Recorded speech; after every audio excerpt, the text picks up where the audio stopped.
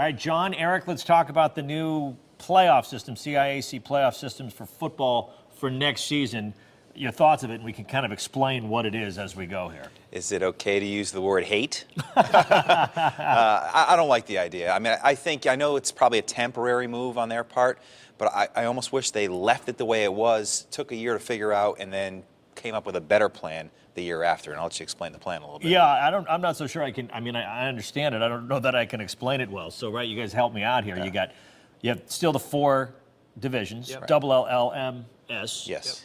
And they wanted to keep the same amount of teams, so we're having 8 teams from each of the divisions. Right. And then they're going to divide those 8 teams into 2 different tiers, and then you will have a champion from each tier. So technically you'll have co-champions from each of the 4 classes in high school football, which to me says there is no champ. What? Thank you. Yeah, it does feel that way. I feel like there's going to be an argument now. Who's the best team in double L between this team who won the top tier, this team who won the lower tier? Because we saw this past year, some of the lower seeds, the 6 seeds snuck in, to the top 4 and then to the championship game. So like in sports, anyone can win on any given day. The one thing I do give them credit for, and a lot of people mention this, for the first time in any sport that I can remember or any level, they listened to what the doctors told them. The doctors did say, hey, playing Thursday, Tuesday, Saturday is not healthy for kids this age. Right. We don't recommend you play these games, 3 games over 10 days like we've talked about in the past. But and I give them credit for that. Yeah, no, finally. Seriously, though, that's something that I don't know if you have to be a doctor to say, this is a problem years ago. I'm glad they finally addressed it, but, I think they still have a little bit more work to do. And there are a bunch of great people up there. I don't want them to think we're, or at least I am, giving them the business right now. But, hopefully they could fix it even more next year. The positive is that they're keeping the Thanksgiving Day rivalry games intact. So we're going to have those. That's not going to be part of the playoff system. I like that. I think that's the best part of the high school football season are those rivalry games on Thanksgiving. But I just feel like at the end of the season, I'm not going to be satisfied that a champion was crowned in the. I understand having different divisions. Go ahead, go to 8. Go to 8 divisions and have 1 champion in each. We used to have 6 not long ago. There's 6 divisions, so maybe you go back to that formula for a year. I don't know, until you can figure out a better plan. Another thing they talked about in the room again was playing a quarterfinal game before Thanksgiving. Yeah, I don't like that. That doesn't make any sense. No. I don't know why. I mean, that should be off the table. Let's forget that idea altogether. Yeah, no, I agree. We talked about this a while ago, too. I thought maybe even, I love the Thanksgiving Day games. I grew up going to them, and I think you did, too, going to Thanksgiving Day games, Eric. But if they went away, I don't think it would be the end of the world. But maybe you move those rivalry games up to the first game of the year.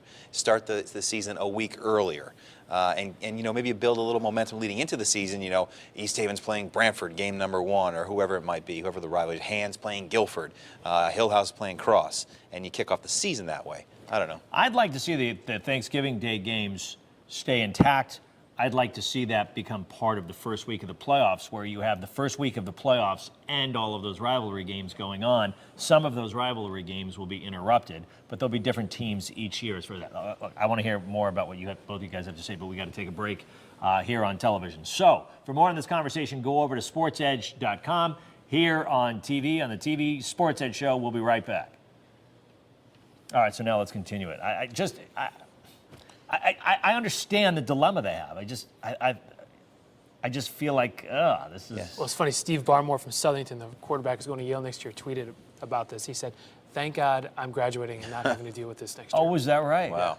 So it's funny you're actually hearing from one of the kids out there who's saying, are you kidding me? I can't see this being popular really anywhere, with coaches, with players. I don't know. It just seems to me we've had for the longest time in sports, nationwide, the biggest argument was over the college football, that no real champion was crowned in football. And I know that was all done through voting instead, and this isn't so much, but it really is because of the way the playoff system works. How you make the playoffs is all about these kind of point systems that nobody but, mathematician majors can understand. And then these teams make the playoffs, and then you're not even going to play it out. You're going to have 2 teams that were the champions from each division. It just seems like we're going to all be left going, huh? Yeah. Who?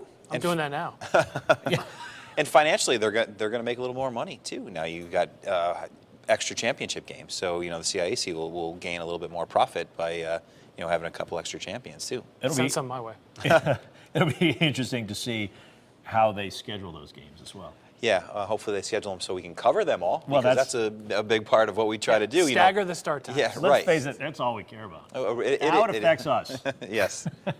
All right, thanks for tuning in here on sportsedge.com. We'll see you later.